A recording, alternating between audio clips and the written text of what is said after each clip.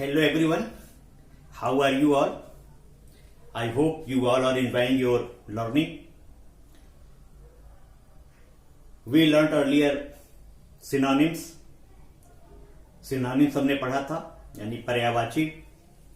समानार्थक शब्द भी बोला जाता है, पर्यायवाची भी बोला जाता है सिनोनिम्स को. आज हम पढ़ेंगे एंटोनिम्स. एंटोनिम्स यानी विलोम. एक शब्द का कैसे विलोम होता है, आज हम उसे पढ़ेंगे. तो आइए वर्ड एंटोनिम हम आज जानते हैं. वर्ड है एबिलिटी. एबिलिटी यानी योग्यता. एबिलिटी यानी योग्यता. तो इसका विलोम होगा, एंटोनिम होगा इनएबिलिटी. एबिलिटी के आगे इन लगा देंगे तो अयोग्यता. तो एबिलिटी का विलोम इनएबिलिटी. केयर. केयर का एंटोनिम होगा नेग्लेक्ट. केयर यानी केयर करना, देखभाल करना, और नेग्लेक्ट यानी देखभाल न करना, नकार देना. तो केयर का एंटोनिम होगा नेग्लेक्ट. डेंजर. डेंजर का एंटोनिम है, विलोम है सेफ्टी. डेंजर यानी खतरा. डेंजर यानी खतरा, और डेंजरस यानी खतरनाक. तो डेंजर का विलोम होगा सुरक्षा, सेफ्टी. डेंजर का antonym safety. Deficit, surplus. Deficit यानी घाटा. जैसे व्यापार में घाटा हो जाता है तो उसे डेफिसिट कहते हैं. और सरप्लस, सरप्लस यानी लाभ. तो डेफिसिट का उल्टा होगा सरप्लस. एनिमी.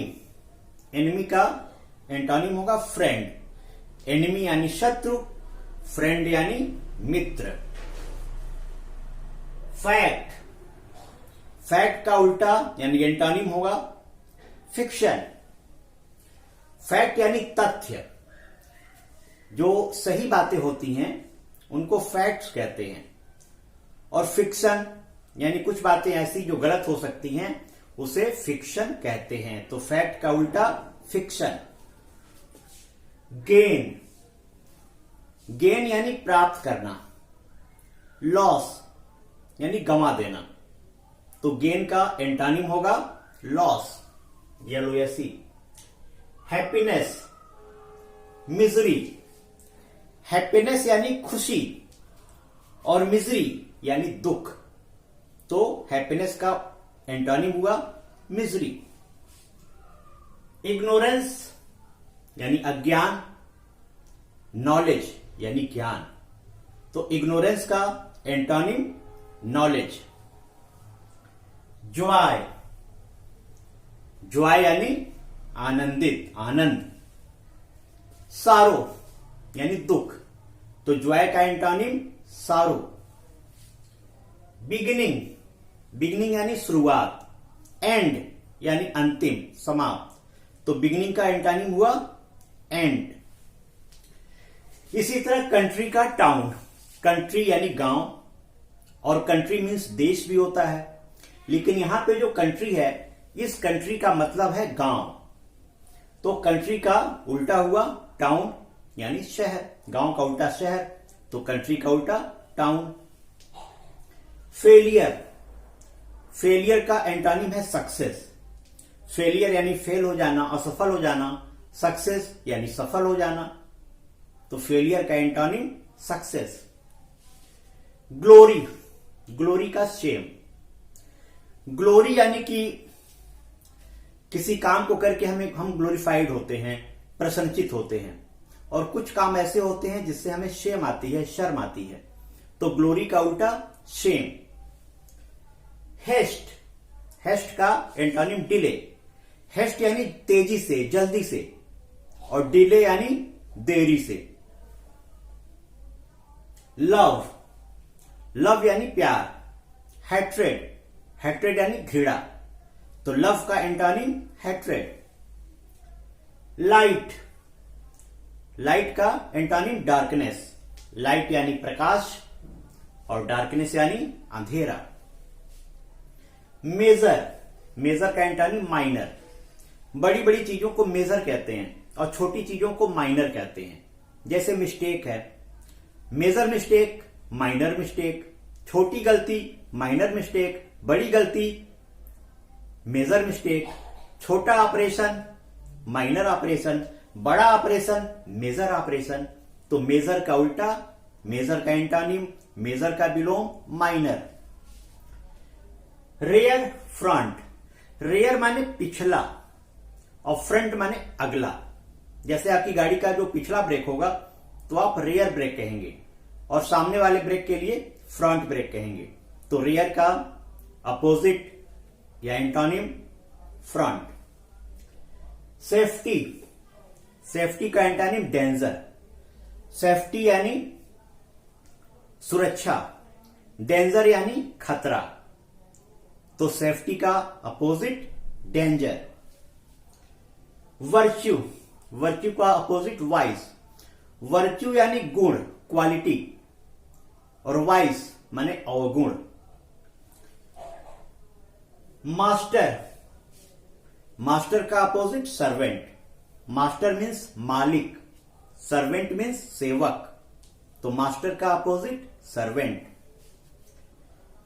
प्लेजर, प्लेजर का अपोजिट या एंटोनिम पेन। प्लेजर यानी खुशी, पेन यानी दुख। सैवेज, सैवेज का अपोजिट टेम। सैवेज यानी जंगली और टेम यानी पालतू, डोमेस्टिक। सैवेज यानी वाइल्ड, सैवेज का सिनोनिम होगा वाइल्ड और टेम का सिनोनिम होगा डोमेस्टिक, जिसको पाला जा सके। तो सैवेज का अपोजिट होगा टेम। विक्ट्री, विक्ट्री का अपोजिट डिफीट। विक्ट्री यानी जीत, डिफीट यानी हार। तो विक्ट्री का अपोजिट डिफीट। तो इतने मैंने आपको वर्ड एंटोनिम अपोजिट वर्ड्स बताए। इसके अलावा भी बहुत सारे अपोजिट वर्ड्स हैं। आप इसे अपने बुक से, different types of grammar book से कॉपी में लिखेंगे और उसे अच्छे से लिखकर याद करेंगे। आप जितना ही आपका वर्ड पावर स्ट्रांग होगा, इंग्लिश आप उतने ही अच्छे तरीके से समझ पाएंगे। तो इसलिए आप पूरी कोशिश करें कि वर्ड पावर आपका लगातार बढ़े। नए नए वर्ड्स को यूज कीजिए और ये कोशिश कीजिए कि घर में या कहीं भी बाहर भी आप इंग्लिश में बात करें। You should try to talk other people in home और outside. You should speak only in English, whether is right और रॉन्ग। भले ही वो ग्रामेटिकली अशुद्ध हो, लेकिन आप इंग्लिश में ही बात कीजिए। इससे आप देखेंगे कि आपके अंदर एक कॉन्फिडेंस आएगा और आप बहुत अच्छे से इंग्लिश बोल भी सकते हैं और एग्जाम्स में आपके नंबर अच्छे भी आएंगे। तो पूरी कोशिश कीजिए कि इंग्लिश घर में बोलिए। इसमें शर्माने वाली कोई बात नहीं है।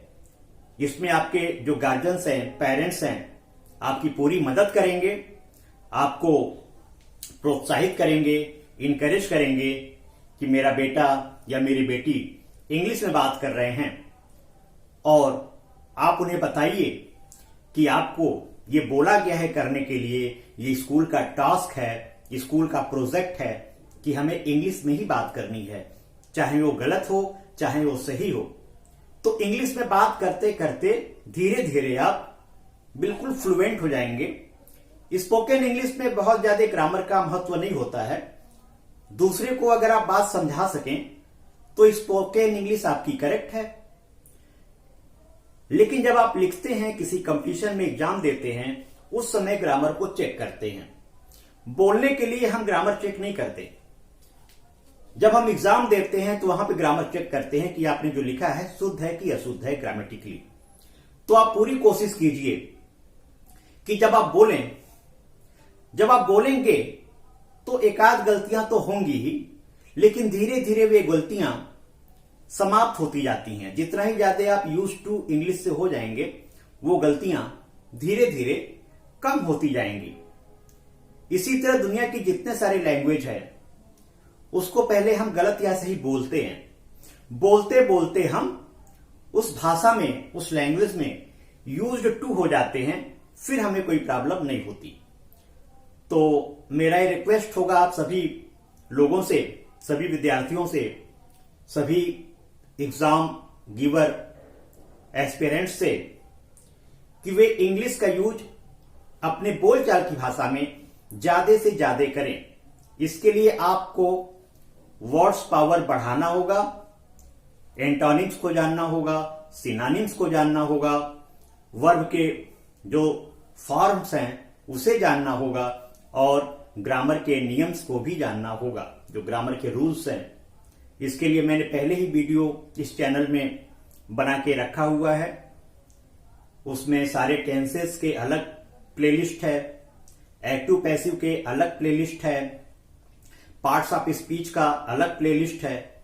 तो आप इस चैनल के प्लेलिस्ट में जाके सारे वीडियोस को देखें और जितने एग्जाम्पल्स और रूल लिखे हैं उसको अपने कॉपी में आप कर लेंगे तो निश्चित रूप से इंग्लिश में फुल मार्क्स पाने से आपको कोई भी रोक नहीं सकता है। तो मैं उम्मीद करता हूं कि आप लोग इंग्लिश को बहुत अच्छे से पढ़ेंगे और जो मैंने वीडियोस बनाए हैं उसे आप प्लेलिस्ट के माध्यम से कॉपी में लिखेंगे और लर्न करेंगे। निश्चित रूप से आप सारे एग्जाम्स को इंग्लिश में क्रैक करेंगे।